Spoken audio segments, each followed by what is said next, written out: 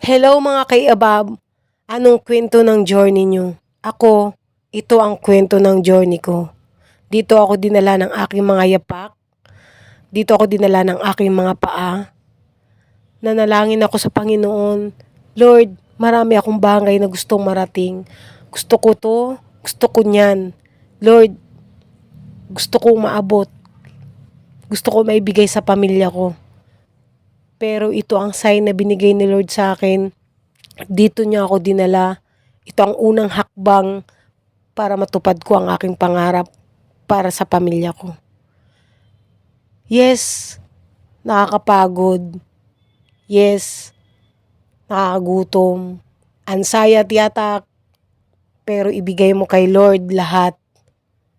Dito ka dadalhin ni Lord. Dahil deserve mo ang bagay na ipananalangin mo sa Kanya basta galing sa puso.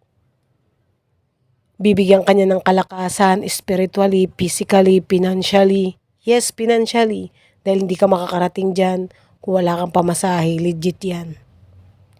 Pero nandyan si Lord para gabayan ka. Hingi ka ng consent sa Panginoon. Bigay mo sa Kanya lahat ng gusto mo.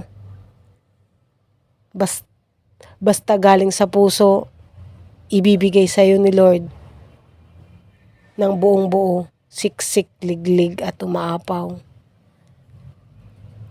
Ito ang magiging unang hakbang na ibibigay sa'yo ni Lord para makarating ka sa gusto mong marating sa buhay.